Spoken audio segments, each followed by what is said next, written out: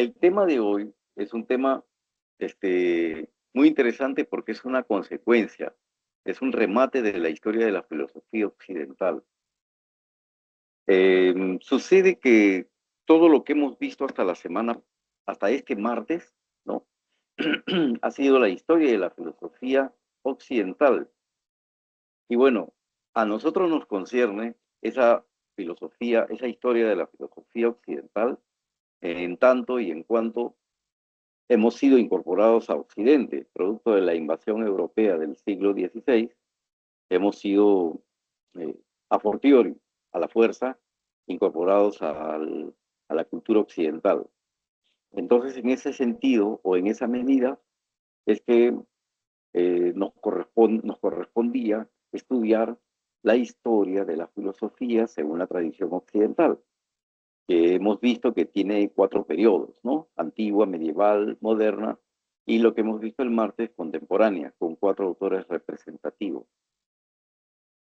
Entonces, este ciclo inicial de historia de la filosofía termina con lo que vamos a estudiar ahora, que es la filosofía en Latinoamérica y el Perú. Una advertencia, quiero señalarles que todo lo que vamos a estudiar ahora es basado en el pensamiento de Augusto Salazar, ¿ya?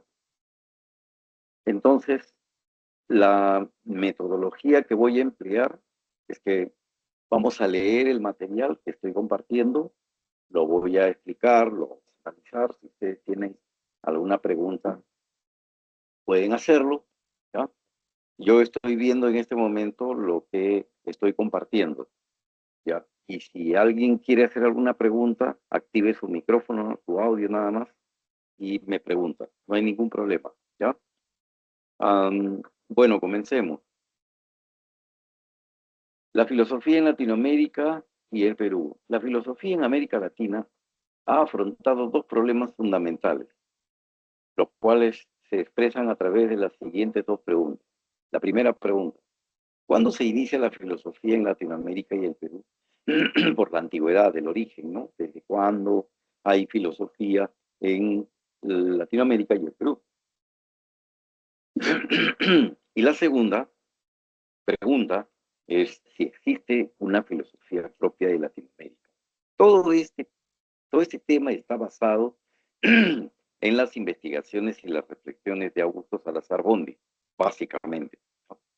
A continuación, aquí tenemos un esquema, que ustedes lo tienen también en su material, un esquema de síntesis con las etapas de la... Esto básicamente corresponde a la primera pregunta. ¿Cuándo se inicia la filosofía en el Perú? Lo vamos a ver enseguida. Al final podemos hacer un repaso de lo que hemos estudiado con ayuda de este esquema, ¿ya? Pasemos a desarrollar aquí. El primer problema era la primera pregunta. ¿Cuándo comienza la filosofía en Latinoamérica y el Perú? Augusto Salazar Bondy menciona 2 momentos, una etapa prefilosófica y una etapa filosófica. La etapa prefilosófica claramente es anterior a la llegada de los españoles, mientras que la etapa filosófica empieza con la llegada de los españoles, ¿ya? Y volvamos a la prefilosófica. La etapa prefilosófica es anterior a la llegada de los españoles, o sea, hasta la época de los incas, todo lo que llamamos el antiguo Perú, ¿no? En ella, en esa etapa, predomina el mito y el conocimiento técnico. Recordarán ustedes que la forma como los antiguos peruanos veían el mundo era en base a mitos, ¿cierto? Es muy conocido eso. Y aparte de eso, tenían un conocimiento técnico, o sea, tenían un saber este, aplicado, ¿no? Que les servía para construir, por ejemplo, sus obras de arquitectura o obras de alfarería, por ejemplo, o sus instrumentos de producción, pero todo de una manera empírica y por lo menos sin un conocimiento científico previo o de base, como en el caso de Occidente, ¿no? Por eso es que Salazar dice que esta fue una época en la que predominaba un conocimiento técnico, o sea, aplicado, empírico. Antes de la colonización española, las altas culturas de la América precolombina, los incas, los mayas, los aztecas, habían desarrollado un conocimiento técnico superior y avanzado, pero no desarrollaron un conocimiento filosófico. Ya. Hay que reflexionar un instante sobre eso,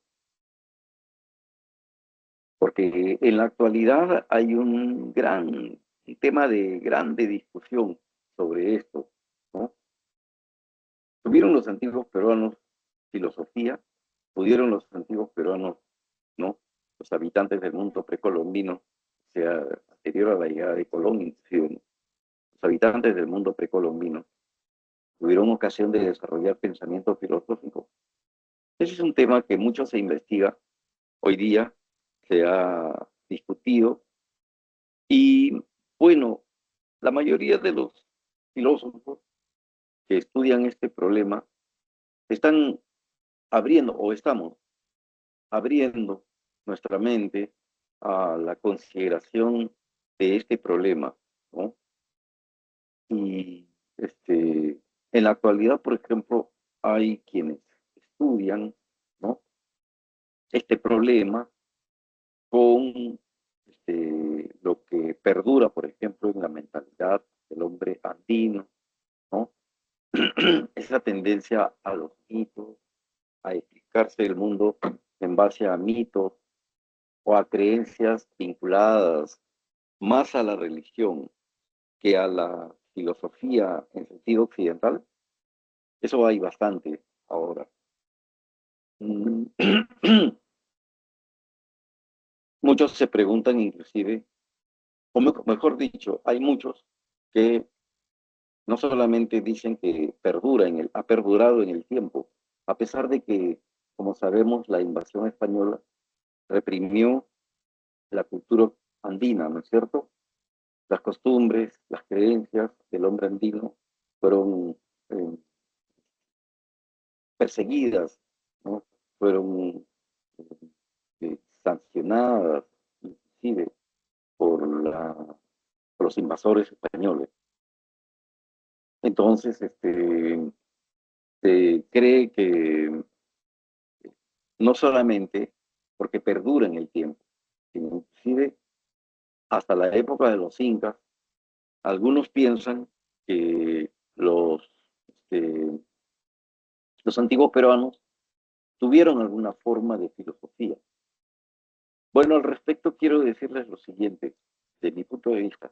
No, no podemos afirmar categóricamente algo de lo que no podemos tener evidencia, salvo lo que nos digan los cronistas españoles, por ejemplo, o que nos informen los arqueólogos debido a las investigaciones que ellos realizan, ¿no?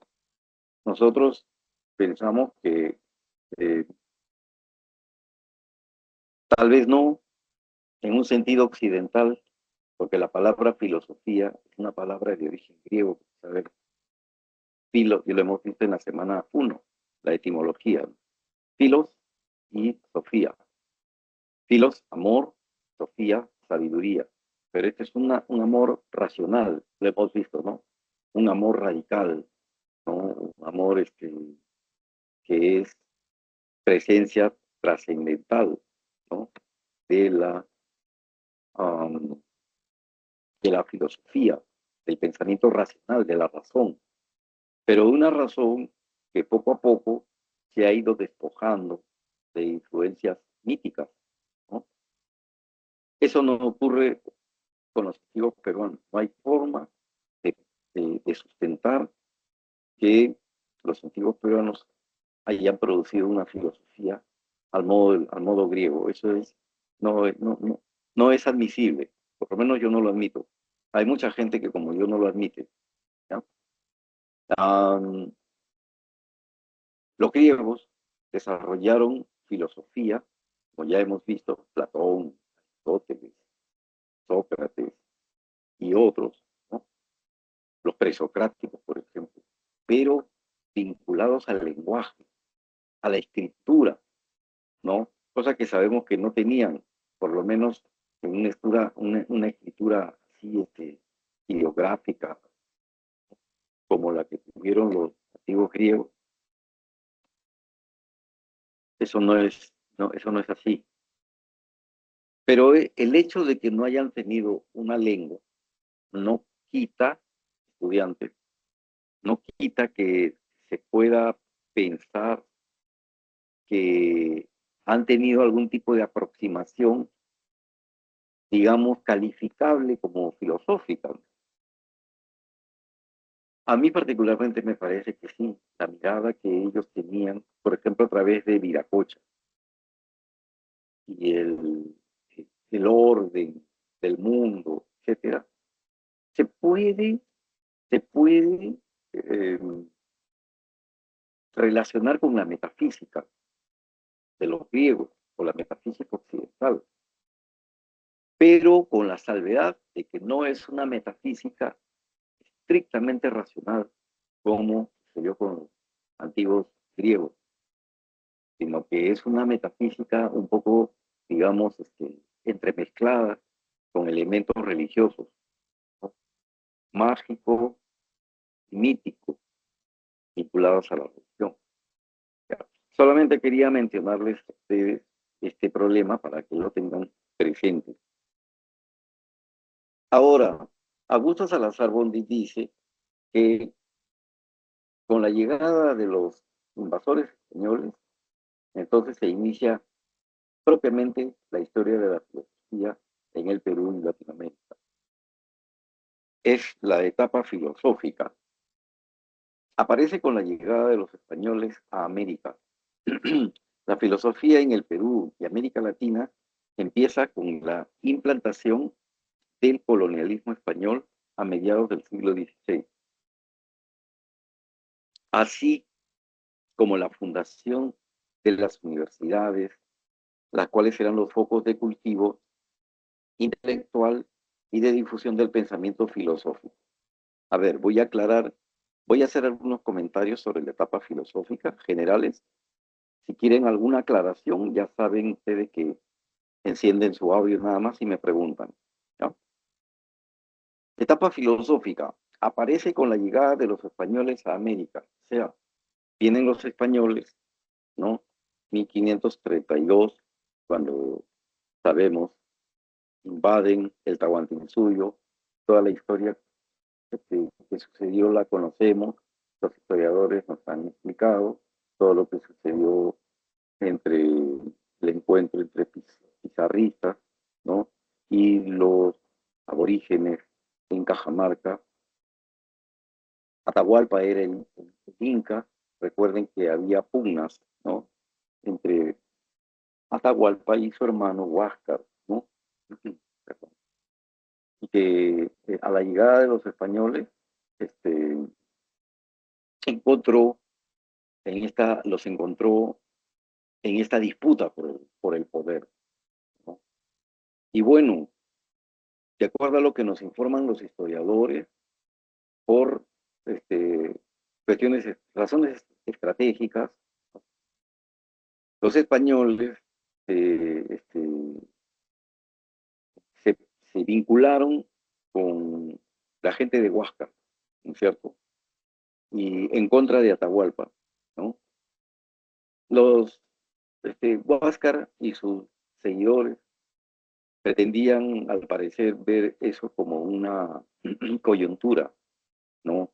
No porque estén a favor de los españoles, sino para utilizar eso, ¿no? En su lucha contra su hermano Atahualpa, por el poder, por el trono que habían heredado de su padre, el antiguo Inca, Maita Cápac, si no recuerdo mal. Bueno, el asunto es que se aliaron con los españoles para derrotar a Atahualpa. Pero lo que la gente de Huáscar no contaba era que los españoles no tenían ningún interés en tener como aliados a ellos. A ambos los tenían que someter porque estaban haciendo una invasión. Y esa invasión significaba convertir todo este territorio, a la gente que poblaba el territorio y todo lo que había dentro de él como una propiedad del rey, como una propiedad del imperio español, ¿no? Entonces, cuando los españoles vencen, pues, ¿no? En la guerra contra los incas, entonces implantan el régimen de la colonia, ¿no? Y al comenzar la colonia, entonces comienzan a trasplantar, como ustedes saben, las instituciones políticas, sociales, culturales, ¿no? De la España europea. Por eso dice aquí que la filosofía aparece con la llegada de los españoles a América. ¿Por qué? Porque la filosofía en Perú comienza con la implantación del colonialismo a mediados del siglo XVI. ¿Eso qué significa? Significa que al iniciarse la colonia, ¿no? Comenzaron a trasplantarse de Europa las instituciones de los europeos, ¿verdad? Y una de esas instituciones fueron las órdenes religiosas, ¿no? Lo primero que vinieron, como sabemos, fueron los que fundaron nuestra universidad, ¿no? Los, los dominicos, la Orden de Santo Domingo, ¿no? La Orden de Santo Domingo a la que perteneció Santa Rosa de Lima en su capítulo femenino, a la que perteneció San Martín de Porres, San Juan Macías, etcétera. Pues bien, la Orden de Santo Domingo fueron los primeros, la primera orden religiosa.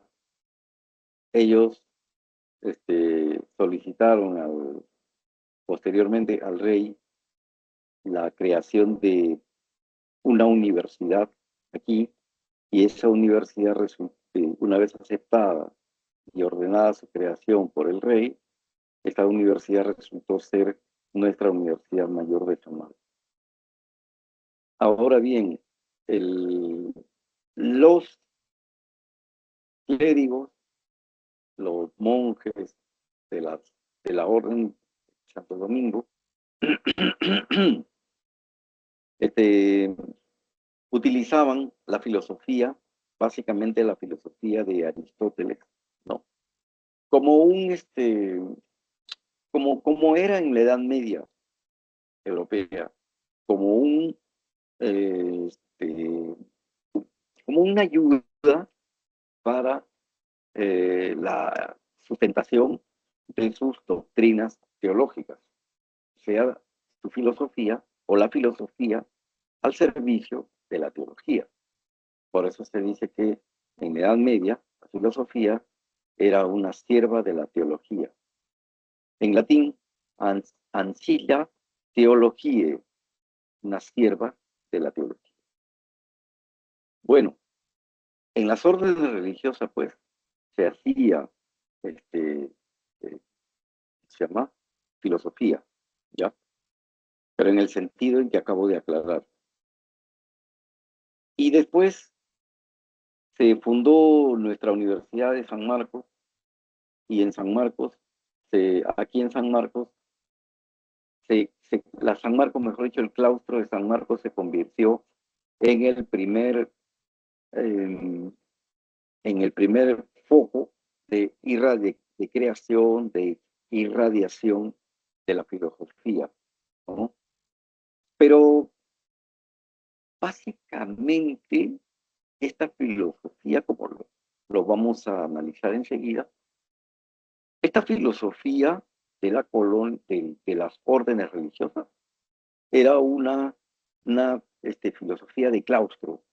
No era que, como ahora, cualquiera puede estudiar o postular, ¿no? Ser mago, ¿no? Sino era una filosofía hecha por los teólogos, una filosofía de claustro, enclaustrada, ¿no? Los, los civiles, muy poco les interesaba, salvo algunos que otros, gente rica, ¿no? La filosofía en la medida en que podían, permítame este comentario, para que ustedes tengan una mejor idea e inclusive una mejor retención. Eran teólogos, clérigos o monjes de las órdenes religiosas, ¿no? Como la de Santo Domingo, porque después vinieron otras más, vinieron los franciscanos, vinieron los mercedarios, vinieron posteriormente los jesuitas, ¿no? Eh, eran estas órdenes en sus claustros los que aprendían la filosofía de Aristóteles, por ejemplo, y la utilizaban en sus discusiones, en sus debates y hasta sus escritos teológicos, ¿no? En, estos teólogos eran clérigos, gente consagrada, ¿ya? Gente entregada totalmente a la vida religiosa. Bien, pero ¿qué pasaba con los civiles? Gente rica, venida de España, ¿no? O descendientes de los conquistadores, ¿no? Que empezaron a ser los criollos, ¿no? ¿Qué pasaba con ellos? Bueno, eran gente rica que le interesaba el comercio, o de repente tenían tierras, se dedicaban a eso. Entonces, la filosofía, ¿cómo era vista en ese tiempo? Era vista como un ornamento, como para estos civiles, como una especie de adorno intelectual o espiritual o educacional, ¿no? Que, digamos, engalanaba de cultura a aquel rico, criollo, etcétera, que podía leer libros de filosofía y entrar a hablar de algún tema filosófico, ¿no? No es como hoy, por ejemplo, ¿no? Cualquiera, de cualquier sector social, clérigo, no clérigo, civil, todo el mundo puede estudiar esta carrera de filosofía, porque además en ese tiempo no era una carrera, nadie estudiaba para ser filósofo y ser profesor de filosofía, eso no había, eran teólogos, repito otra vez, los que hacían filosofía y ellos eran los que tenían la palabra filosófica, digamos así. Y hay algo más inclusive, este, los, los, los, los, los- la manera de hacer filosofía de estos clérigos era leyendo libros de filosofía. Y libros de filosofía no habían acá, no se producían. La imprenta, ¿no? Vino tarde, creo que a comienzos del siglo XVIII, aquí, el virreinato de Lima, del Perú. Y además, los libros que se producían aquí eran muy caros, muy costosos. Pero ¿para quiénes los producían? Para gente rica, pudiente, que los pedía. Y era como impresiones a pedido. O que podían pagarse, podían pagar los precios de estos libros que venían del extranjero. Era otra manera de agenciarse del libro, ¿no? La gente culta, pues, la gente adinerada, ¿no? Y que más o menos tenía algún nivel de cultura o de cultivo de su espíritu, podía acceder. Y aparte de ellos, tenemos la más aborigen, ¿no? Los conquistados, los colonizados. Ellos no sabían qué cosa era eso, no sabían nada de eso, pues. Muy bien. Ahora pasemos, miren, lo que dice Salazar es una cosa muy importante, que desembarcados los españoles e implantada la colonia aquí, entonces, en lo que nos concierne ahora, que es la filosofía, aquí comenzó con ellos la historia de la filosofía en el Perú y en Latinoamérica. Y entonces, esta etapa filosófica ha atravesado por distintos periodos. Esos distintos periodos han estado marcados, lo digo claramente, ¿ah? Han estado marcados por el predominio de alguna corriente filosófica proveniente del viejo mundo, de Europa, ¿ya? Por eso es que Salazar ha denominado escolástica a la primera etapa, al primer periodo, periodo escolástico, ¿no? Porque fue la escolástica, la ideología, la corriente escolástica la que predominaba en este primer periodo. Luego, andando en el tiempo, se produjo la llegada de una nueva influencia europea, la Ilustración, ¿no? Y así sucesivamente. Lo que eran corrientes europeas, como el romanticismo, etc.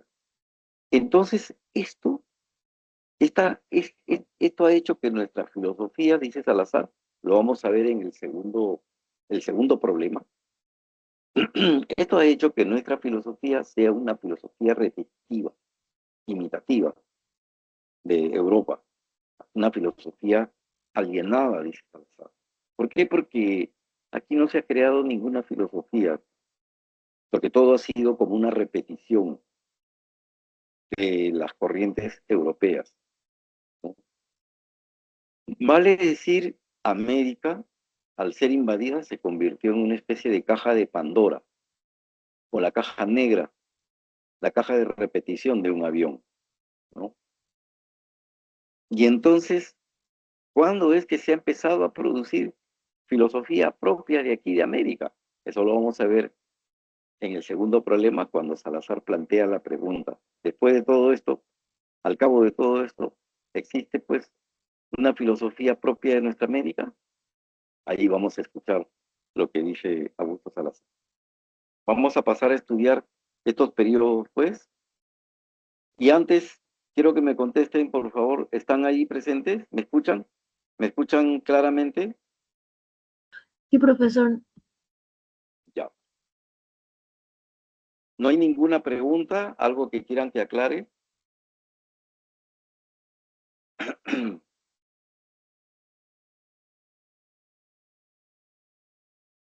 A ver si se animan a hacer alguna pregunta. Voy a agenciarme de un vasito de agua.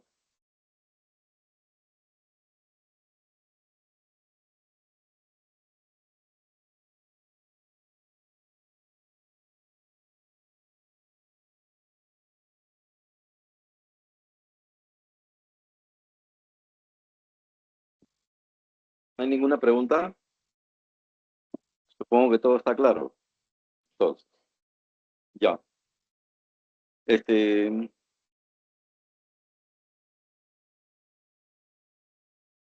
a ver, Augusto Salazar Bondi escribió un librito. No sé, dígame si lo pueden ver. Lo estoy poniendo, aunque comparto acá, lo estoy mostrando a cámara.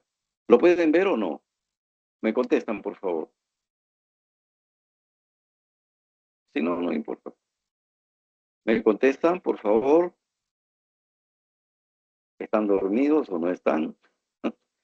¿Me contestan, por favor? ¿Pueden ver este libro que estoy mostrando? ¿Lo puede ver? Sí. ¿Me puede decir qué título tiene, por favor? A ver, lo muestro ahí.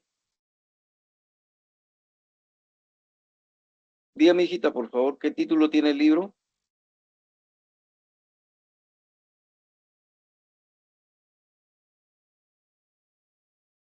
No lo puede ver.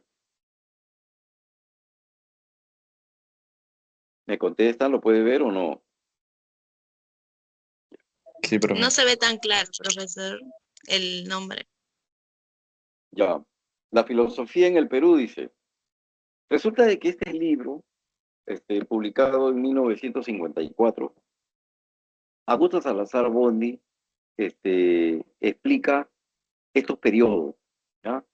El predominio de la escolástica. Por ejemplo, les menciono el índice. El capítulo 1, el predominio de la escolástica. Capítulo 2, el pensamiento de la ilustración, el periodo que viene a continuación. Capítulo 3, el, capítulo 3, el pensamiento romántico, ¿no? Capítulo 4, el positivismo. Capítulo 5, la reacción espiritualista contra el positivismo. Lo vamos a estudiar. Y después de esto viene la filosofía actual, el capítulo 6 del libro, ¿no? Después otros le han agregado acá la filosofía actual. Salazar no menciona un periodo de filosofía actual, pero solo los periodos que él comprende son hasta la filosofía actual, ¿no? Esto de filosofía social es un agregado que los profesores ya han hecho, pero básicamente la secuencia es planteada por Augusto Salazar, ¿no? La filosofía actual, el último tema. Vamos a estudiar, pues, a ver, ya, el, el periodo escolástico, primero, o sea, desde 1550, ¿no? Hasta mediados del siglo XVIII. O sea, cuando se funda nuestra universidad, el 12 de mayo de 1551, ¿no? Como sabemos, hasta la mitad del siglo XVIII, o sea, hasta 1750, más o menos, ¿no? Por ahí se produce la expulsión de los jesuitas y entonces cambian algunas cosas acá. A ver, estudiemos esto. El periodo escolástico. Se funda la Universidad de San Marcos. Recuerden que cuando se fundó San Marcos en el periodo escolástico, cuando predominaba la escolástica, en una filosofía hecha por órdenes religiosas. Se crea San Marcos según la Real Cédula de Aprobación con fecha 12 de mayo de 1551 y se convierte en el principal centro de difusión de la filosofía y la cultura. O sea, San Marcos se convierte, una vez creado, en el foco que irradia la cultura y la difusión de la filosofía, como ya les he explicado, a los sectores que eran capaces de consumir. La filosofía dominante en los inicios de la colonia era escolástica. La actividad intelectual giraba en torno a la comprensión de los dogmas cristianos, de la teología, ¿no? Los dogmas cristianos, por ejemplo, ¿cuáles? Dogmas referidos a la creación, de doctrina, ¿no? Dogmas referidos a la santidad, dogmas referidos a la divinidad de Jesucristo, o dogmas referidos, por ejemplo, a la Virgen María, ¿no? Porque era católico, eh, católica la iglesia que empezaba a tener presencia acá, ¿no? Es española, la iglesia de la Contrarreforma, porque recuerden que por ese tiempo había una,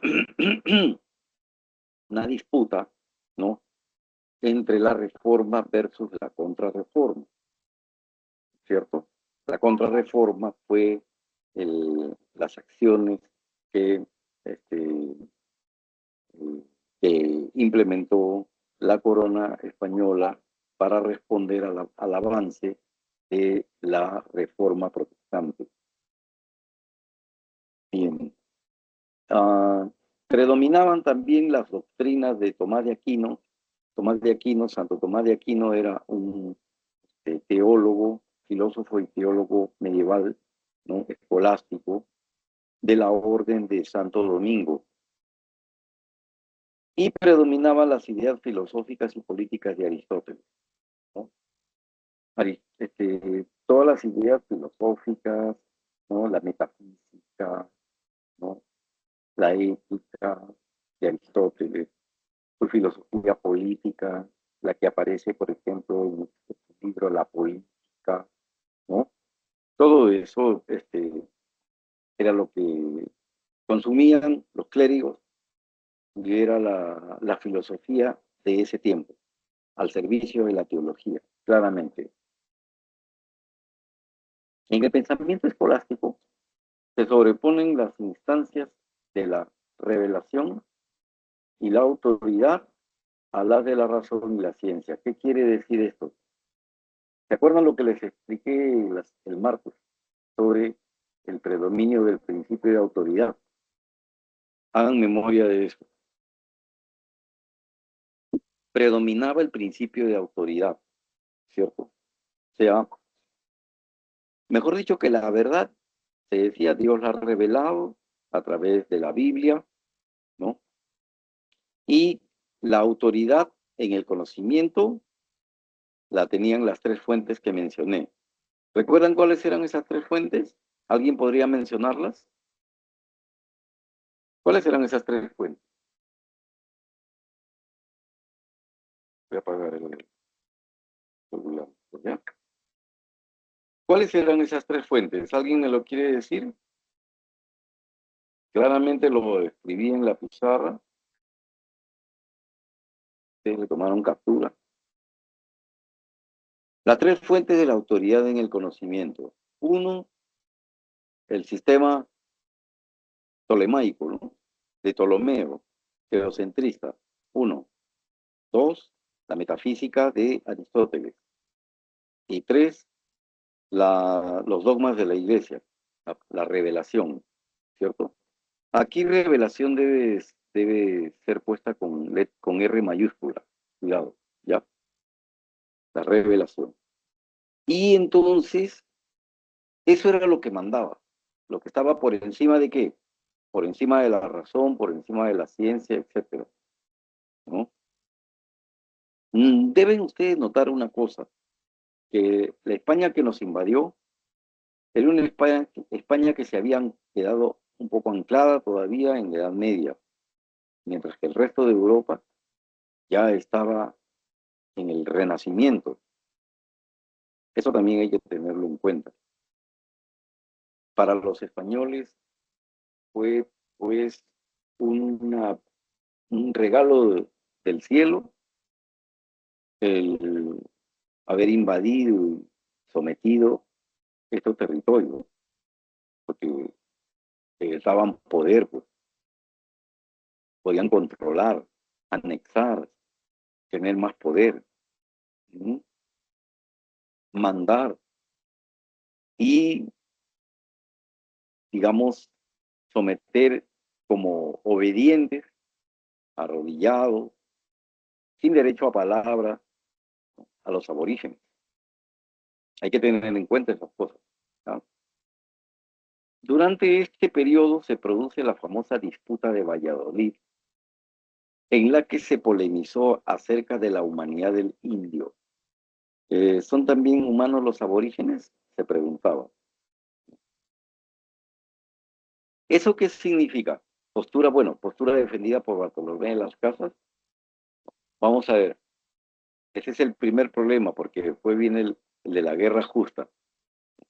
A ver, veamos primero. Cuando uno lee los cronistas, yo les recomiendo a ustedes, como ustedes aspiran a ser postulantes a letras, a ciencias sociales, a carreras vinculadas a las letras como derecho, educación, comunicación, etcétera, deberían de leer a los cronistas, ¿ya? Por cultura general, y les da mucha, uno, aparte de que conocen, uno desarrolla su imaginación, lees a un cronista, este, te, te transporta por la imaginación, tú te transportas a ese tiempo. Por ejemplo, cuando Pizarro estaba en Cajamarca, recibió noticias de que en el sur había una mezquita, como un centro religioso, donde había bastante oro y plata. Y estos, como tenían la ambición del oro y la plata, entonces, ¿qué hizo Pizarro? Organizó una expedición al mando de uno de sus hermanos, Hernando Pizarro. Y Hernando, con un grupo numeroso de gente a caballo, iniciaron la marcha hacia el sur, en busca esa, de ese lugar que les habían indicado. Aquí, como parte de la soldadesca de Hernando Pizarro, habían algunos patas, algunos españoles, que se dedicaban a hacer el oficio de cronistas, de anotar, ¿no?, la escritura de su tiempo, anotar todo lo que sucedía, como una descripción de todo lo que veían, todo lo que les pasaba, lo que sucedía, etcétera. Esa era ese. Hay, hay dos. Yo recuerdo haber leído dos, una carta de Hernando Pizarro y otro, el relato de uno de esos cronistas, se llamó Miguel de Estete. ¿Saben? Esa expedición vino desde Cajamarca, ¿no?, y llegó hasta el sur de Lima, donde están las ruinas de Pachacamac. Entonces, Miguel de Estete hace un relato muy minucioso de todo lo que les pasó, todo lo que conocían, los pueblos que llegaban, etcétera, y las cosas que veían. Y cuando llegaron a Pachacamac, todo lo que sucedió lo relata el Destete en su crónica. Yo les recomendaría a ustedes vivamente que se consigan estos documentos. Pueden googlear y allí los pueden encontrar, ¿no? Y caramba, no solamente enriquece usted su conocimiento, enriquece su espíritu y además, como le digo, le da mucha imaginación, le desarrolla la imaginación. Entonces, con el relato de Estete, por ejemplo, uno se queda embebido, ¿no?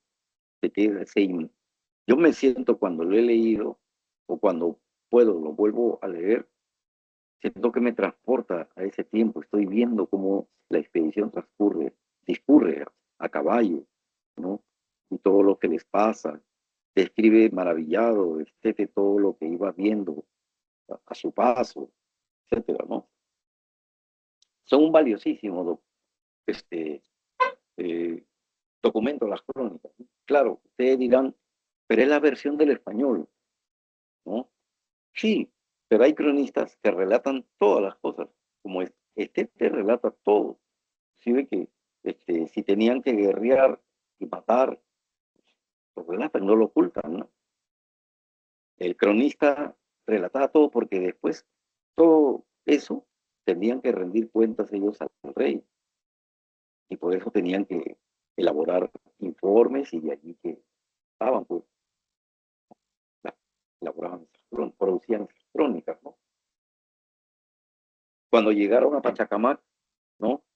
Entonces, todo lo que sucedió a la llegada de los españoles lo cuenta Miguel de Estete en su relato, crónica, que otra vez les invito a que lean, adquieran la costumbre, les da gran cultura general que eran los cronistas estudiados.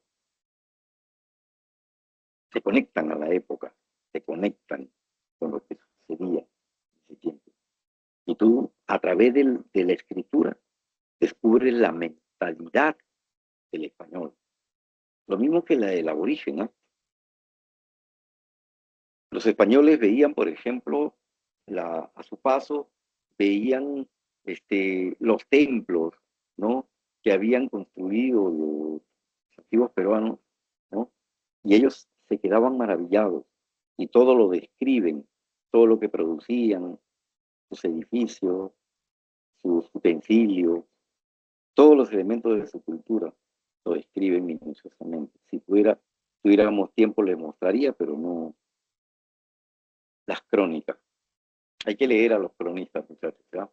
Muy bien. Los cronistas son, por ejemplo, miren, hay muchos cronistas, ¿ya? Y yo les explicaba ahora para ampliar un poquito su información de los cronistas, ¿por qué? Respuesta, porque cuando uno comienza a leer a los cronistas, todos o casi todos ellos comienzan haciéndose una pregunta: ¿quiénes son estos, los indígenas? ¿De dónde han aparecido? ¿De dónde han venido? ¿Por qué? Porque ellos, los europeos, los españoles, tenían la creencia, miren, al siglo XVI, tenían la creencia de que ellos eran los únicos descendientes de los hijos de Noé, porque recuerden que con Noé hubo un resurgimiento, una nueva creación, la nueva humanidad, ¿cierto? Después del diluvio, que Dios acabó toda la humanidad pecadora, recuerden lo que sucedió con Noé, y Noé mandó a sus 3 hijos después a poblar el mundo, pero surgieron las grandes civilizaciones, según el relato bíblico y la creencia europea de este tiempo. Entonces, cuando llegan acá y ven a los indígenas, se preguntan quiénes son estos, ¿no? Tienen posición erecta, eh, hablan entre ellos, ¿no? Y bueno, pues se quedan asombrados. ¿Cómo? Resulta que nosotros no éramos los únicos. Estos no pueden ser humanos. Estos son indígenas. Bueno, son inferiores. No son humanos. No los consideraban humanos. Repito, ¿por qué? Porque ellos se consideraban como los únicos descendientes, ¿no?, de la estirpe de Noé, los únicos descendientes según la tradición judeo-cristiana, los únicos herederos de la voluntad de Dios. Y por lo tanto, a estos aborígenes había que, bueno, pues educarlos un poco, instruirlos, a ver si se humanizan, ¿no? Por un lado. Y por otro lado, tienen que aceptar, porque son idólatras, adoran a las piedras, al cerro, al sol, a los astros, la luna. ¿Qué pasa? Si el único Dios aquí es Jesucristo. Entonces, hay que educarlos, pues, hay que darles educación religiosa, ¿no? Hay que hacerles ver: señores, ustedes viven engañados, son idólatras, adoran a las piedras, a los cerros, a las fuerzas de la naturaleza. Y hay que, eh, tienen que abandonar esas supercherías, esas creencias equivocadas, y aprender que el único y verdadero Dios es Jesucristo, nuestro Señor, para que no vivan en el engaño, para que no vivan en el error. O sea, una especie había que catequizarlos, ¿no? O evangelizarlos, ¿no? Ahora bien, Miguel de Estete, por ejemplo, cuenta, cuando Hernando Pizarro llegó y su gente llegaron a Pachacamac, lo primero que hizo Hernando, por las averiguaciones que habían hecho, lo primero que hizo, ¿saben qué fue? Se dirigió al templo, como le llaman en Pachacamac, al templo viejo, al templo de Pachacamac, ¿no? Y se subió a lo alto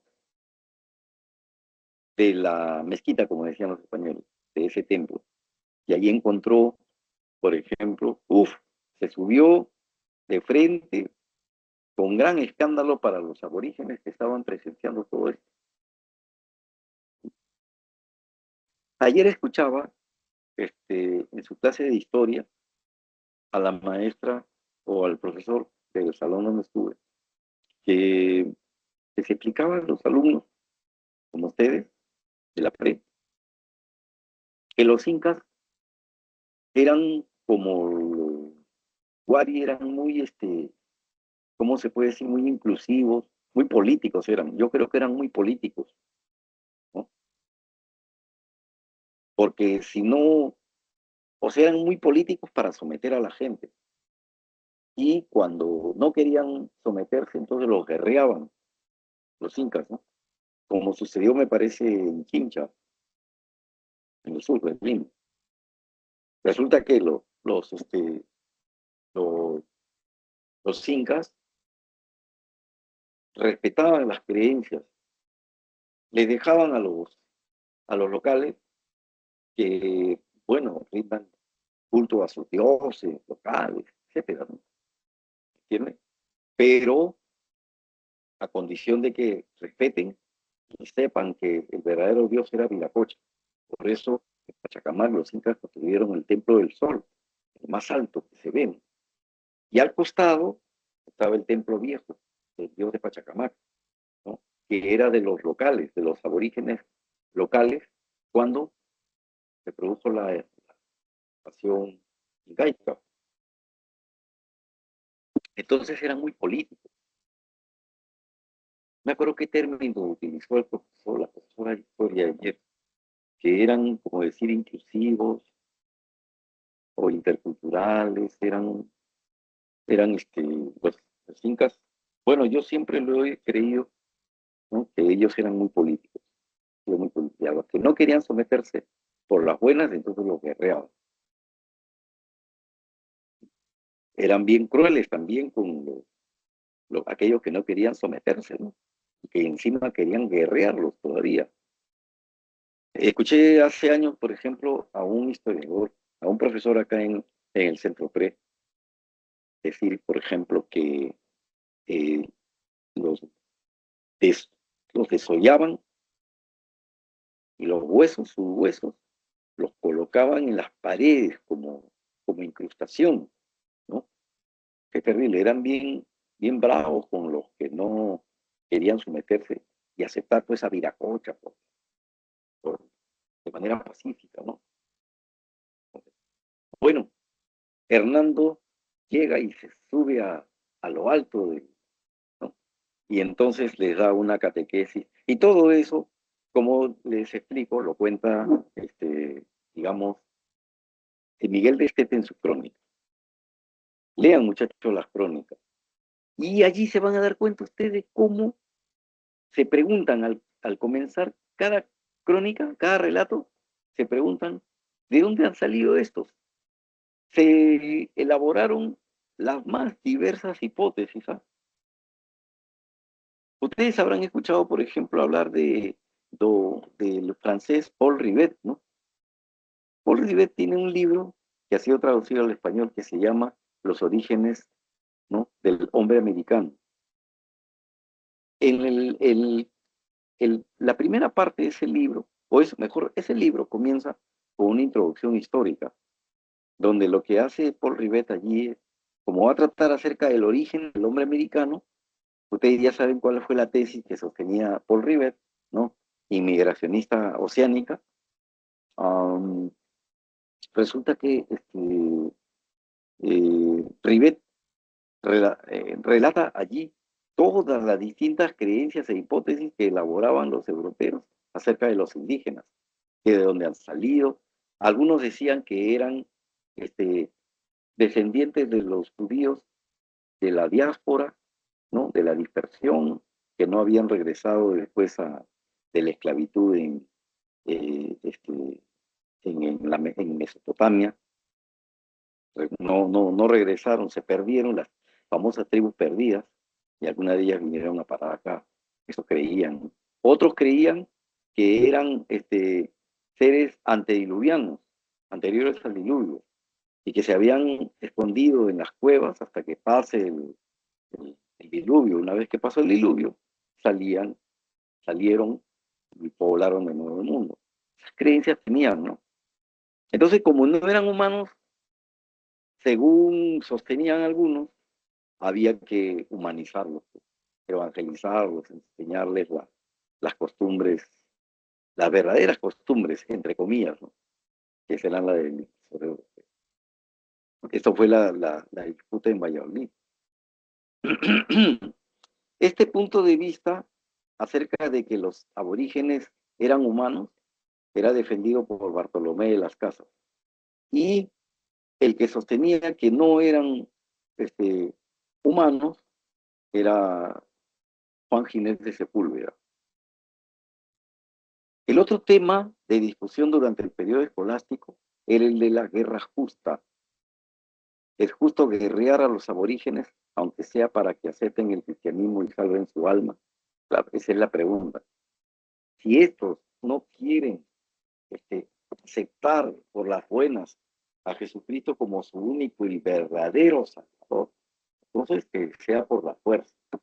Y ahí se empezaba a hablar de si las guerras, había guerras que eran justas, ¿no? ¿Por qué? Porque cada vez que guerreaban, los españoles hacían una carnicería, pues tenían armas, armas de hierro, ¿no? De metal, ¿no? Frente a las porras o a las fondas que utilizaban la piedra, ¿no? La porra que utilizaban los indígenas, ¿no? Los indígenas tenían, perdón, los españoles tenían mejor armamento bélico. Bien, muchachos. Entonces, en el periodo escolástico, un recuento, tenemos dos puntos de vista, ¿no? Aquí está el tema de la humanidad del indio, primero, ¿no? Y luego el otro de la guerra justa. Antes de pasar al periodo de la ilustración, les invito a que durante un minuto hagan una síntesis, ¿ya?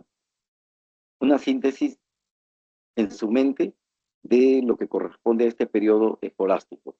Un minuto, por favor, ¿ya? Sin ayuda del material, para que puedan retenerlo mejor. Sin ayuda del material, ¿ya? Un instante.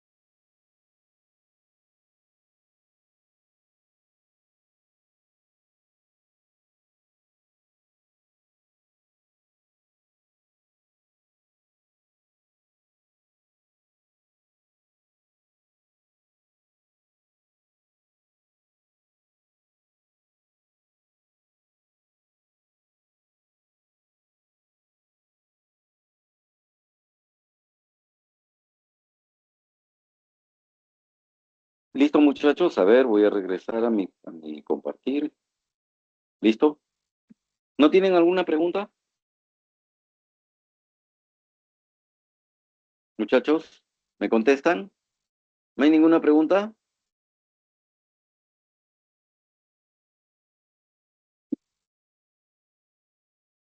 Ya.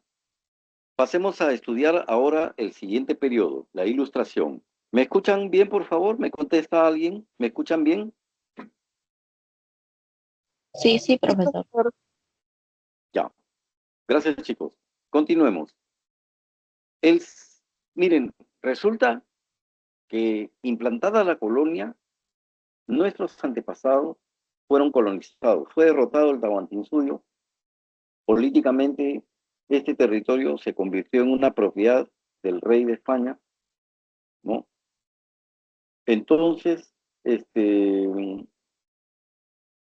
y como dice Augusto Salazar Bondy, aquí pasamos a ser dominados por los españoles, ¿no? Y a depender de ellos. Dominación y dependencia son dos cosas fundamentales que hay que tener presentes en el pensamiento de Augusto Salazar Bondy. Fuimos colonizados, nos dominaron y dependíamos de ellos. Pasamos a depender. Ya no teníamos la autonomía que tenían antes nuestros antepasados del mundo prehispánico. Es por esa razón, debo recordar una cosa, estudiantes, que ¿cómo se llama el historiador peruano Pablo Macera? Tiene un librito, visión histórica del Perú, donde claramente señala que hay dos momentos, dos etapas, dos grandes etapas en la historia del Perú. Una etapa de autonomía, que era hasta antes de la invasión europea, y a partir de la invasión europea, una etapa de dependencia. Dos momentos bien claros, dice Macera, ¿no? En nuestra historia. Se acabó entonces con la colonización europea española, se acabó la autonomía y pasamos a depender, a ser una colonia española y a depender de la imposición, ¿no? De la occidentalización a la que fuimos sometidos a la fuerza por los españoles. Para bien o para mal, eso ya no lo puedo, eso lo dirá la conciencia de cada uno de ustedes, pero hay que tener presente el hecho histórico. Por eso estudiamos nuestra historia, para conocer qué cosa fue lo que sucedió y cada uno de nosotros pueda sacar sus conclusiones. Nunca hay que sacar conclusiones sin haber estudiado o haber leído estudiantes, ¿ya?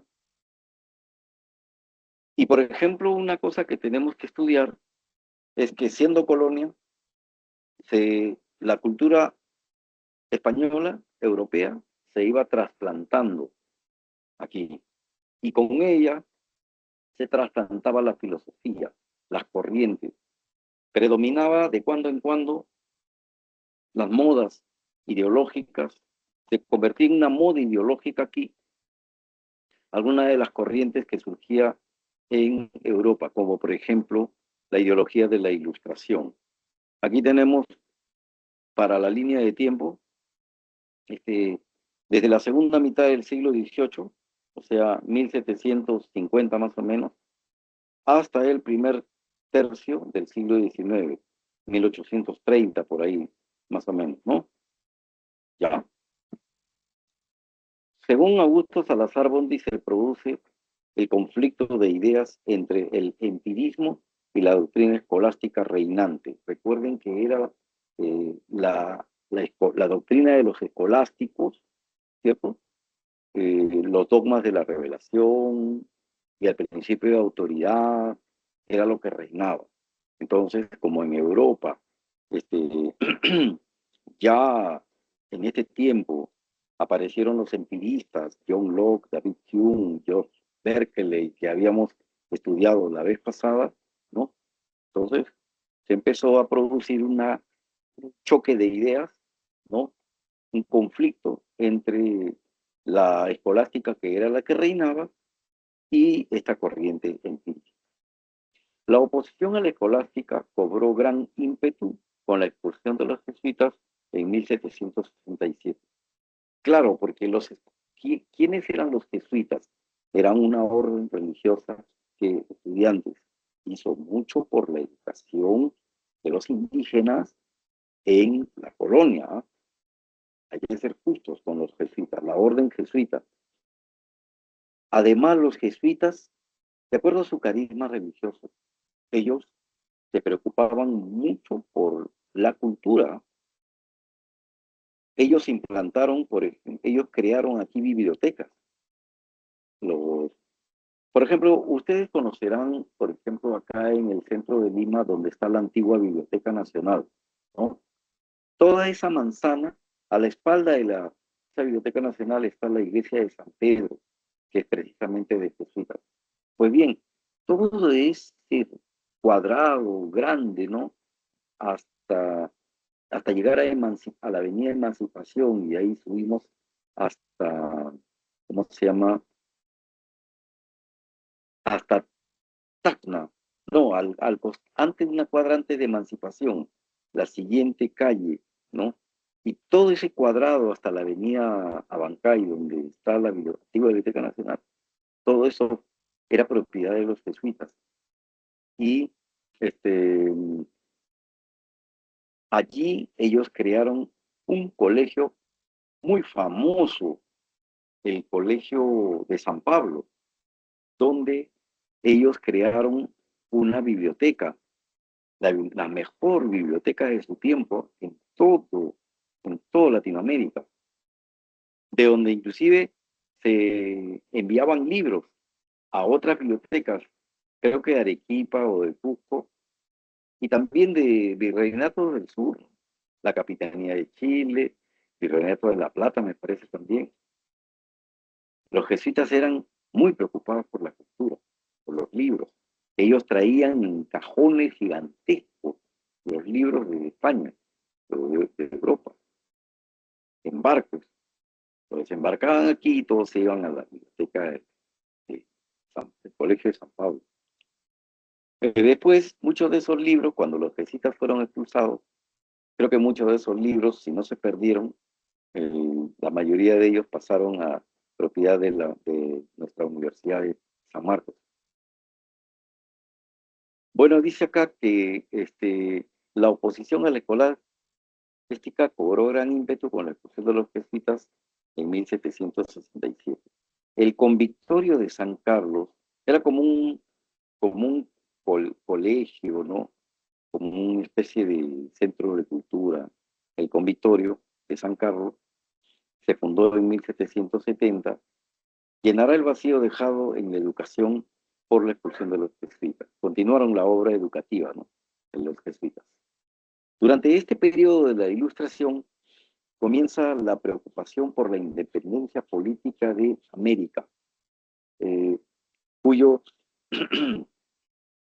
o sea, aquí los criollos van a comenzar a decir, pues bueno, si en Estados Unidos se han emancipado ya, ellos son dueños de su territorio, ¿por qué no nosotros? ¿Por qué vamos a seguir dependiendo de España? Entonces, con ideas levantiscas, ¿no? Ánimo así, independentista, emancipador, comienza a aparecer, ¿no? Caldo de cultivo. Estas experiencias, la Revolución Francesa, la, la independencia de los Estados Unidos, todo eso hace que comience la preocupación por la independencia política de América, cuyo resultado será el proceso emancipatorio que tuvo lugar durante el siglo XIX, que ya conocemos, ¿no? Digamos, el desarrollo de las formas modernas del saber científico en Europa incentivó la preocupación y el interés por la ciencia en los integrantes de la sociedad amantes del país. Claro, eran, pero, bueno, dice cuyo máximo representante fue Hipólito Unanue. O sea, eran amantes de la cultura, gente ilustrada, o sea, gente amante de la ciencia, de la razón, ¿no es cierto? Frente a la escolástica. Ya la escolástica había sido bastante avasallada. No desapareció, porque todavía tenían enclaves en las órdenes religiosas y tenían todavía alguna influencia en la educación, pero ya no era, poco a poco iba decreciendo, ya no era la de antes, ¿no? La sociedad amante del país fue un organismo fundamental para, para el apoyar a la razón, a la ciencia, ¿no?, y al conocimiento aquí. Además, el Mercurio peruano fue el máximo órgano de difusión de las ideas enciclopedistas e ilustradas de la época. El Mercurio peruano era como una revista, ¿no? Que después ha ido pasando el tiempo, creo que dura hasta hoy, ¿no? El Mercurio Peruano, una revista de mucho prestigio. Eh, Era, pues, como dice Salazar, el órgano de difusión de las ideas, ¿no? De la ilustración. Y bueno, existen aquí los representantes que menciona Salazar: Pedro Peraltibar Nuevo, José Vaquijano eh, Carrillo, Juan Pablo Vizcardo Guzmán, Toribio Rodríguez de Mendoza, José Faustino Sánchez Carrión, ¿no? Eh, Hipólito Unanue y Benito Díaz de Gamarra, que era mexicano. Muy bien, antes de pasar a estudiar, hagan su recuento mental del periodo ilustrado. Un minutito.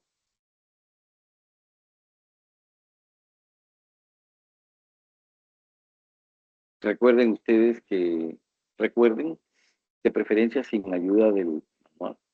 La ilustración, básicamente, el periodo de difusión de las ideas ilustradas, ¿cierto? Que venían de Europa, el empirismo versus la escolástica, ¿no? También acá comenzaron a llegar las ideas racionalistas de Descartes, ¿ya? Pero la información, eso para ampliar un poquito, creo que la información que deben manejar ustedes es la que acabamos de estudiar en el periodo de ilustración. Predominio de la corriente de la ilustración.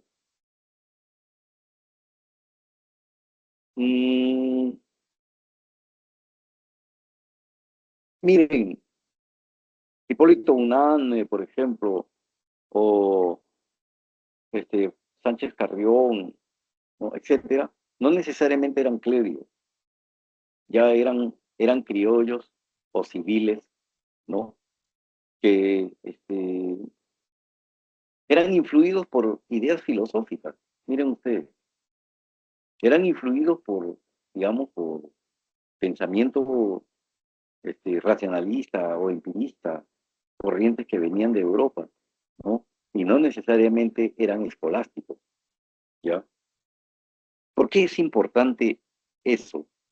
Porque ya en este periodo de la Ilustración se denota una ampliación del espíritu filosófico. Sale un poquito, comienza a salir un poquito de los claustros. Ya no depende, ya no es como en el periodo escolástico, ¿no? Que es una filosofía que solamente se hace en los conventos, en las órdenes religiosas. Por ejemplo, Santo Domingo, o los benedictinos, o los mercedarios, o los jesuitas, los franciscanos, o los jesuitas, ya no. Ha desbordado esta, esta este esparcimiento, esta dispersión de la filosofía, esta difusión de la filosofía, ya ha rebasado ese marco estrecho, ¿no? Y está pasando a ser consumida por este, criollos, por gente civil. Comienza a haber una apertura. Claro, todavía era una filosofía, digamos, no mmm, muy propia, porque había mucha imitación por repetición de corrientes extranjeras, ¿no? Pero bueno, es lo que hay. Ahora, andando en el tiempo, dice Salazar que viene una oleada ideológica de ideas románticas, ¿no? El periodo que va entre 1830 a 1850, 50 años de influencia romántica, dice Salazar. Estudiemos este periodo. En el ámbito político, el romanticismo se manifestó a través del enfrentamiento entre liberales o republicanos y conservadores o monárquicos sobre el destino de América. Recuerden ustedes que esa fue una de las primeras polémicas que se dio aquí, producida o proclamada la independencia, ¿no? ¿Qué régimen político es el que conviene? ¿La república o la monarquía? Y hay otra cuestión, como dice Salazar, viene a continuación. En el terreno filosófico predominaron los temas políticos sobre los temas metafísicos o especulativos. Eso es muy importante. ¿Por qué? Porque si nosotros nos hacemos esta pregunta, miren muchachos, a ver, conversemos, reflexionemos un instante. En el periodo romántico predominaban los temas políticos. ¿Por qué? Porque había mucha efervescencia. Miren las fechas en las que está 1830 a 1880. Creo que por ahí está el fracaso de la Confederación Perú-Boliviana, por esos experimentos de Bolívar, ¿cierto? Que no tuvieron mucho eco. Y por otro lado, ¿no? El papel de Chile, que ya Chile tenía por entonces a un gran ideólogo como era Diego Portales, ¿no? Y se proyectaban al futuro, ¿no? Y veían esto, la Confederación Perú-Boliviana, el progreso de esos países del norte, Perú, Bolivia, como un peligro, ¿no? Para sus intereses. Entonces comenzó a producirse por ahí un poco de conflicto, digamos, ¿no? Ya, amigos. Entonces, los hombres de ese tiempo que hacían filosofía, ¿no? Uno era sobre temas políticos. Predominaban las ideas políticas, convulsionado este periodo. Y otro, este, que no eran necesariamente clérigos, ¿no? Había una mayor apertura civil ya, ¿no? Se fueron creando las... Además hay otro factor que se dio por acá, miren, no lo mencionamos, pero voy a regresar un instante para que ustedes lo... Miren, aquí en el periodo de la Ilustración, en el periodo de la Ilustración, se dio una cosa muy importante, que al calor de la Revolución Francesa, estudiantes, se comenzó a, a, a difundir el derecho, por ejemplo, y en especial el derecho a la libertad de pensamiento, al libre pensamiento y a la libertad de expresión. No vamos a decir que era un dechado de libertad de pensamiento, de libertad de expresión, lo que había, pero era el comienzo, ¿ya? Y entonces eso ya se pudo notar, no solamente aquí, por ejemplo, en la Sociedad Amante del País o en la revista del Mercurio Peruano.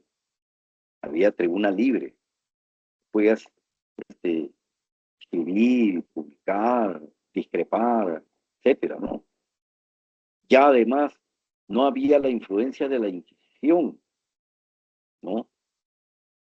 Como si todavía la había en el periodo ilustrado, pero si tú te atrevías a discrepar, por ejemplo, de algún aspecto de la doctrina, etcétera, entonces te caía el Tribunal de la Inquisición,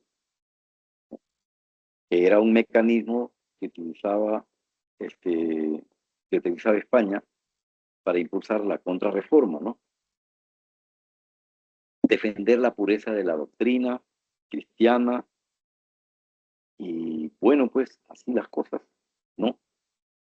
Poner a la iglesia, la doctrina, el catolicismo a buen recaudo, ¿no? Pero eso no podía ser siempre, pues, porque comenzaron a aparecer corrientes como el empirismo o el racionalismo, que no necesariamente se sometían a la influencia escolástica, pues, ¿ya? Ahora, es importante remarcar esto, estudiantes, de lo que investigó Salazar, ¿ya? En el terreno filosófico, la gente que hacía filosofía no se dedicaba a cuestiones metafísicas, especulativas, sino era el predominio de temas políticos, ¿no? Predominio de temas políticos. predominio de temas políticos, ¿entiendes? Ya. A los pensadores de esta época les preocupó el destino de América luego de la independización. De allí que se buscase su emancipación no solo política, sino cultural. Eso es lo que algunos han llamado emancipación mental, ¿no? O sea, la emancipación política la tuvimos, pero la emancipación mental no. ¿En qué consistía la emancipación mental? Que supuestamente debíamos de dejar, pues, o sea, si políticamente hemos dejado de depender de España, culturalmente, mentalmente, ideológicamente, también deberíamos dejar de depender. Pero sin embargo, nos íbamos haciendo cada vez más occidentales, ¿no? Porque, miren, una vez proclamada la independencia política y expulsada España de aquí, ¿no? Este, seguimos nosotros recibiendo influencia ideológica de Europa, España también. Habían algunas corrientes, ¿no? Culturales, corrientes de pensamiento, que seguían llegando de Europa, estudiantes, ¿no? No es que se rompió así a rajatabla, un mazazo con todo. Mentalmente, culturalmente, decían algunos, seguíamos dependientes. Es por eso que Leopoldo Sea, un pensador mexicano, decía, por ejemplo, que no era una independencia completa, estaba la independencia mental. Ahora, tú pregúntate si a tu juicio, ¿crees que se podía dar esa emancipación mental que mencionaban algunos? Yo no lo creo, sinceramente, ¿no? Quieren, lo podemos discutir cuando nos encontremos el próximo martes para estudiar la semana 6. Ahora, desde el convictorio de San Carlos se irradiaba la propaganda conservadora. Bartolomé Herrera emprendió la tarea de formar, porque habían dos grupos, recuerda, ¿no? Los conservadores y los liberales.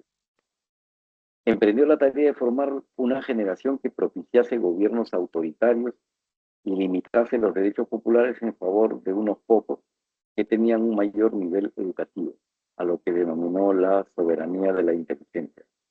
¿Ya en qué consistió la soberanía y la inteligencia de Bartolomé Herrera? ¿No? Que debía de ser un grupo selecto, ¿no es cierto?, que debería tener un derecho al libre pensamiento o al pensamiento libre o la expresión libre, a libertad de expresión, ¿no? Y no pues a todo, que era ello pedir. Ese pensamiento es claramente conservador, ¿cierto? Y lo podemos entender así claramente, ¿no?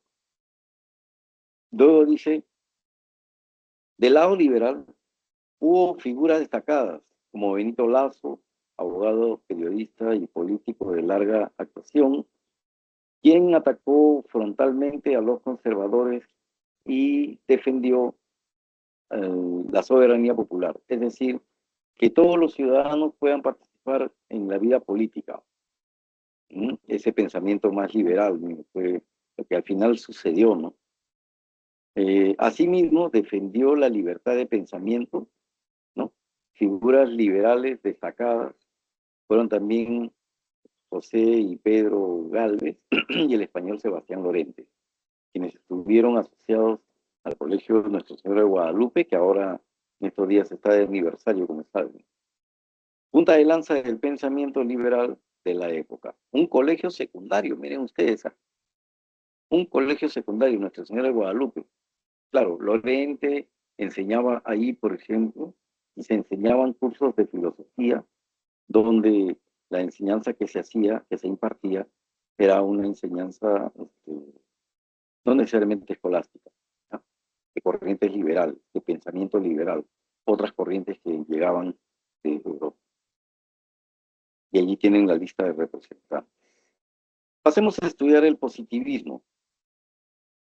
El positivismo de Comte ya lo hemos estudiado el otro día, ¿no? Y Luego el de Herbert Spencer, ¿no? Positivista, se difunden ampliamente después de 1870. Durante este periodo, los pensadores tuvieron como aspiración la emancipación mental del hombre frente a la teología, de allí que se rechazara la metafísica y se defendiera la idea de progreso. Claramente es eso, ¿no? Lo podemos ver, por ejemplo, en la labor de González Prada, ¿no? Claro, si la principal influencia de la dominación había sido la escolástica, entonces para fomentar una emancipación mental había que quitarse ese lastre de mental de escolástica, de dependencia de la teología, etc. Ahora estamos hablando aquí ya, miren ustedes, de 1880, o sea, bien entrado ya, un avanzado el siglo XIX. ¿Qué era lo que pasó? Que habían dos cosas paralelas acá. En esta época ya habían dos corrientes paralelas. Por un lado, el poder de la iglesia con su escolástica, que seguía vivo, pero por otro lado, ya el predominio de mentalidad civil, no necesariamente, no sometía a la teología, sino un poco de influencia un poco más liberal, ¿no? Y que, digamos, el positivismo fue un jalón, ¿no? Que contribuyó a, con su rechazo de la teología, etcétera, a esa emancipación mental, digamos, rechazándose la teología, la metafísica, ¿no? De los escolásticos, y defendiendo la idea de progreso que hemos mencionado el otro día, martes, recuerdan, ¿no? Ya. Dentro del grupo positivista tenemos al famoso poeta y ensayista Manuel González Prada, quien destaca por su militancia política anarquista, como sabes, ¿no? Y por ser un pensador ajeno a la universidad. Fue un crítico implacable de los vicios políticos del país y la ineptitud de sus contemporáneos para aplicar la ciencia hasta sus últimas consecuencias en la conducción de la sociedad. Recuerden ustedes que el positivismo de Comte creó la sociología, ¿no? Y el lema de la sociología para organizar la vida política de una nación era orden y progreso. Esa frasecita que la vemos en la bandera de un país. ¿Recuerdan en cuál? En Latinoamérica. En la banderita de un país se lee esa frase, orden y progreso. ¿Recuerdan en qué país? Brasil. Exactamente. Muy bien. En la universidad, en nuestra Universidad de San Marcos, el positivismo contó con representantes como Mariano Cornejo, Joaquín Capello, Manuel Vicente Villarán, Javier Prado Arteche y Jorge Colado. ¿Saben quién estuvo también aquí, digamos, al principio? ¿No? Estuvo Alejandro Deusto, un impulsor de la reacción espiritualista. Al principio fue de influencia Deusto, de influencia positivista. El, el espiritualismo es otra corriente europea de comienzos del siglo XX, ¿no? Que también influyó aquí. Como decía Salazar, éramos una colonia que dependíamos de Europa, ¿no? Y por tanto, digamos, no había forma de romper esa dependencia todavía. Seguíamos bebiendo, estamos sometidos, ¿no? Recuerden lo que hablaba Salazar, dominación y dependencia, ¿no? Y eso nos volvía alienados. La cultura que teníamos y también la filosofía, por tanto, eran alienadas. Aquí estoy mencionando cuál era el siguiente problema que mencionaba Salazar. Veamos el espiritualismo. Durante estos años, Latinoamérica recibe la influencia del espiritualismo europeo encabezado por el filósofo francés Henri Bergson, quien pone de relieve la conciencia o espíritu. Claro, dice, critican al positivismo. El positivismo ha vuelto al hombre un animal de los sentidos, lo ha empequeñecido, ¿no? Igual que decía Hegel de los empiristas. Y el empirismo influyó, sabemos, en el positivismo. Entonces, hay que recuperar el espíritu, le decían los espiritualistas. Y por eso se hace énfasis en el espíritu y la libertad como la manifestación principal, ¿no? de esa liberación del espíritu. Y se rechaza el reduccionismo cientificista del positivismo. ¿Por qué reduccionismo cientificista? Porque reducen al hombre a la ciencia. ¿Y qué es la ciencia para el positivismo? Adquisición de conocimiento por los sentidos, nada más. Por eso se habla de reduccionismo científico.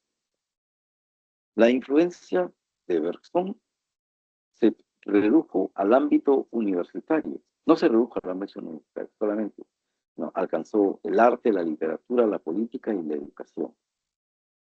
Bueno, la educación, por ejemplo, con el caso de Deutschland, ¿no? La educación era un vehículo fundamental para fomentar la recuperación del espíritu, ¿no? Igual que la política, igual que la literatura, igual que el arte. Los representantes de este movimiento espiritualista defendieron, por tanto, el espíritu y polemizaron con el positivismo. El énfasis en la espiritualidad caracterizó también la doctrina pedagógica de Alejandro Deutschland, quien propició una reforma de la educación que tenía como premisas acentuar la educación humanística y formar una élite dirigente para transformar el país sobre sólidas bases morales. Esta élite, como decía Deutschland, no era que provenía solamente de ricos. Deutschland decía, no importa la extracción social, cualquier hombre que sea preparado para ser un dirigente e impulsar la transformación del país. El momento en que floreció Deutschland fue posterior a la Guerra del Pacífico, cuando el Perú quedó destruido, políticamente inviable. Los representantes del espiritualismo, aparte de son García Calderón, el historiador, Víctor Andrés Belaúnde, José de la Riva Agüero, Mariano Iberico, José Vasconcelos en México y Alejandro Korn en Argentina. Luego tenemos la filosofía social. Aquí se menciona los partidos políticos, ¿no? El APRA, el Mariátegui, Partido Socialista, y luego el tema de la liberación, con sus dos manifestaciones, la filosofía de la liberación de Augusto Salazar Bondi, ¿no? Y la teología de la liberación del padre Gustavo Gutiérrez. Es una mirada de la fe, del mismo problema de la dominación y la dependencia, pero desde el punto de vista de la fe.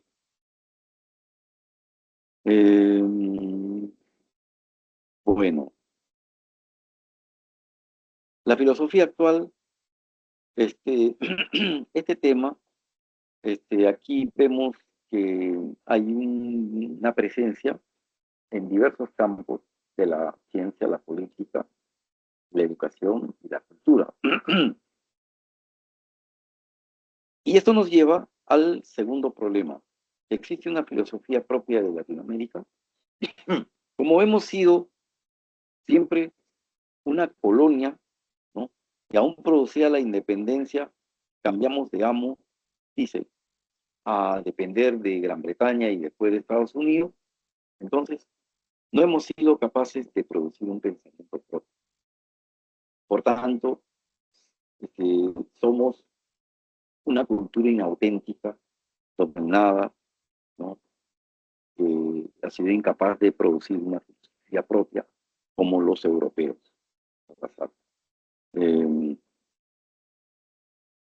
Para este autor no existe filosofía latinoamericana porque la filosofía de nuestros países, al igual que toda nuestra cultura, es imitativa y repetitiva, ¿no? Copia o reproduce modelos europeos, inauténtica, no expresa nuestra propia identidad ni nuestro modo de ser.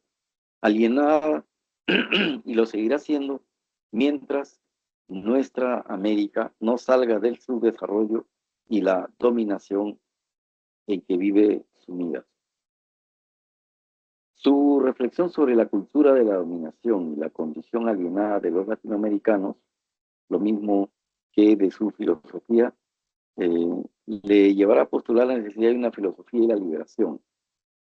Esta filosofía de la liberación tiene el desafío de ganar en autenticidad, indagando sobre los caminos de la liberación, de cómo emanciparnos de ese yugo de la dominación. ¿Qué dice Salazar?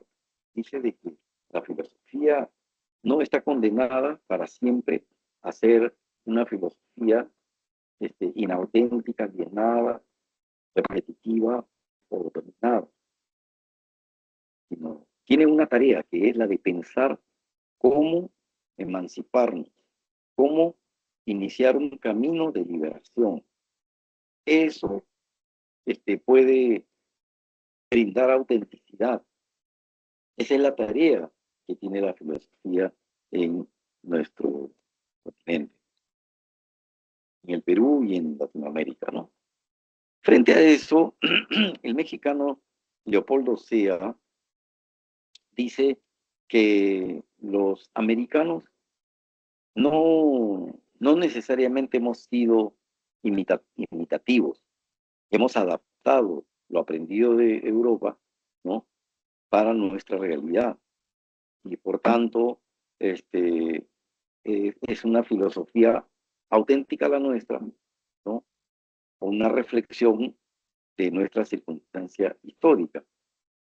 A Leopoldo Sea, además, para terminar, le reprocha a Salazar el que pregunte si existe una filosofía en nuestra América.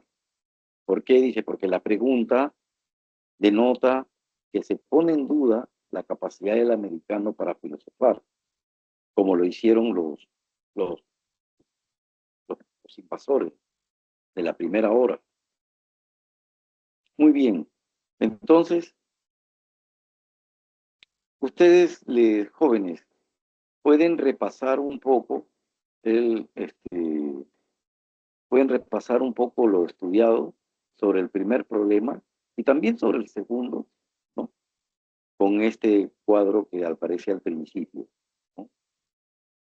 Lo característico del periodo de la Ilustración, de la escolástica, Ilustración, el romanticismo, luego el positivismo y el espiritualismo, hasta llegar a la filosofía actual, ¿no?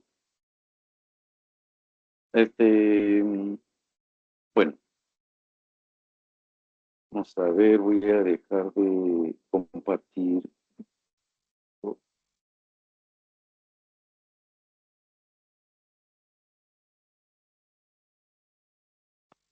cámara. Es la clave.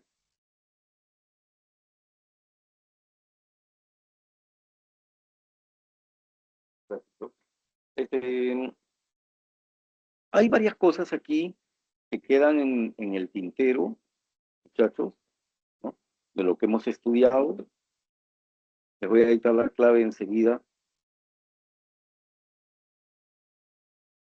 de los ejercicios. Hay muchas cosas que quedan en el tintero, pero,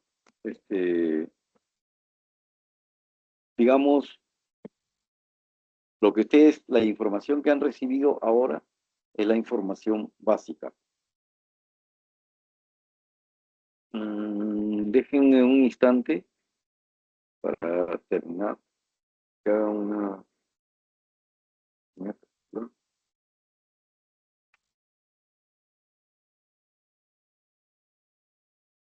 ¿Ya?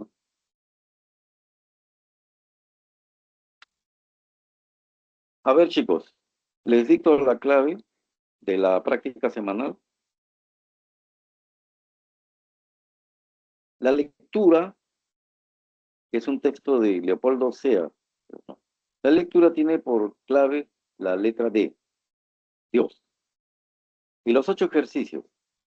1, B de bueno. 2, dado, D de dado. 3, A de avión, amantes del país. 4, T de casa. 5, E de estudio. 6, B de bueno. 7, A de avión. Y 8, C de casa. Listo, muchachos. Con todo eso, entonces nos quedamos aquí, siendo 11:26 en punto. Les deseo un buen fin de semana y nos veremos, Dios mediante, el martes.